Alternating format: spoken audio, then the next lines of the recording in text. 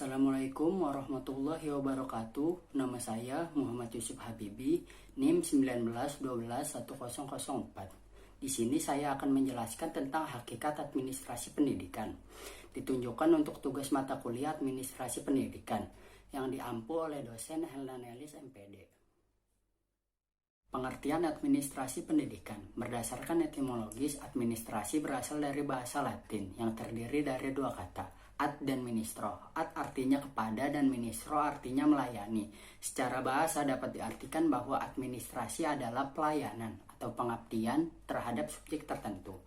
Administrasi pendidikan merupakan perpaduan dari dua kata yang terdiri dari administrasi dan pendidikan, yang masing-masing kata tersebut memiliki arti tersendiri, tapi bila dirangkaikan, keduanya membentuk arti baru.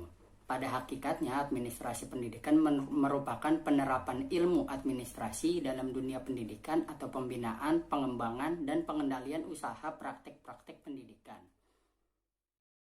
Pengertian administrasi pendidikan menurut para ahli. Hadari Nawawi 1981 mengemukakan bahwa administrasi pendidikan adalah rangkaian kegiatan atau keseluruhan proses pengendalian usaha kerjasama sejumlah orang untuk mencapai tujuan pendidikan secara sistematis yang diselenggarakan dalam lingkungan tertentu, terutama dalam lembaga formal. Engkoswara mengemukakan bahwa administrasi pendidikan adalah ilmu yang mempelajari penataan sumber daya manusia, yaitu kurikulum dan fasilitas untuk mencapai tujuan pendidikan secara optimal dan penciptaan suasana yang baik bagi manusia untuk mencapai tujuan pendidikan. Dasar administrasi pendidikan. Administrasi akan berhasil apabila didasarkan atas dasar-dasar yang tepat. Dasar diartikan sebagai kebenaran yang fundamental yang dapat dipergunakan sebagai landasan atau pedoman bertindak untuk dalam kehidupan bermasyarakat. Terdapat banyak dasar administrasi pendidikan, antara lain sebagai berikut. Yang pertama, prinsip efisiensi. Yang kedua, prinsip pengolahan. Yang ketiga, prinsip pengutamaan tugas pengelolaan. Yang keempat, prinsip kepemimpinan yang efektif. Yang kelima, prinsip kerjasama. Dan perlu ditambahkan bahwa ada dua asas yang dipergunakan sebagai landasan kerja kegiatan administrasi pendidikan di sekolah, yaitu asas ideal dan asas landasan operasional. Tujuan administrasi pendidikan. Tujuan administrasi pendidikan pada umumnya adalah agar semua kegiatan mendukung tercapainya tujuan pendidikan. Dalam buku pedoman penyelenggaraan administrasi pendidikan sekolah disebutkan bahwa pada dasarnya tujuan pokok administrasi atau manajemen pendidikan adalah keinginan untuk memanifestasikan efektivitas dan efisiensi serta produktivitas yang optimal dalam penyelenggaraan tugas-tugas operasional kependidikan yang bersifat teknis edukatif dalam rangka mencapai tujuan pendidikan di lingkungan pendidikan formal sekolah. Manfaat administrasi pendidikan. Adapun manfaat administrasi pendidikan menurut Dr. Profesor Asnawir adalah sebagai berikut. Yang pertama, mengangkat derajat kinerja pekerja dan menolong mensukseskan dan memperbaiki kinerja tersebut.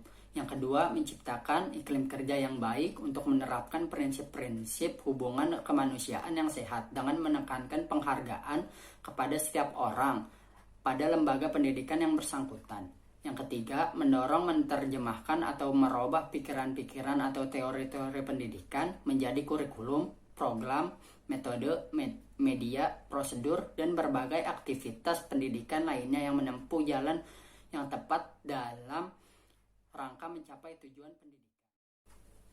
Fungsi administrasi pendidikan. 1. Administrasi pendidikan berfungsi sebagai perencanaan. Yang kedua, sebagai perorganisasian. Yang ketiga, sebagai penggerakan. Yang keempat, sebagai pengawasan. Yang kelima, sebagai penyusunan pegawai.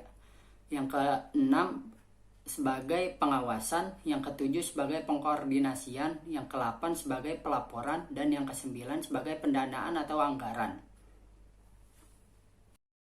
Ruang lingkup administrasi pendidikan. Dr. Hadari Nawawi menyatakan bahwa secara umum ruang lingkup administrasi pendidikan adalah sebagai berikut. Yang pertama, manajemen administratif, yakni kegiatan-kegiatan yang bertujuan untuk mengarahkan agar semua orang dalam organisasi atau kelompok kerjasama mengerjakan hal-hal yang tepat sesuai dengan tujuan yang hendak dicapai. Yang kedua, manajemen operatif, yakni kegiatan-kegiatan yang bertujuan untuk mengarahkan dan membina agar dalam mengerjakan pekerjaan yang menjadi beban tugas masing-masing setiap orang melaksanakan dengan tepat dan benar. Prinsip-prinsip administrasi pendidikan. Adapun prinsip-prinsip yang digunakan dalam kurikulum 2012 sebagai landasan administrasi operasional kegiatan administrasi di sekolah adalah sebagai berikut. Yang pertama, prinsip fleksibilitas. Yang kedua, prinsip efisiensi dan efektivitas. Yang ketiga, prinsip berorientasi pada tujuan. Yang keempat, prinsip kontinuitas. Yang kelima, prinsip pendidikan seumur hidup. Sekian penjelasan dari saya terhadap materi hakikat administrasi pendidikan.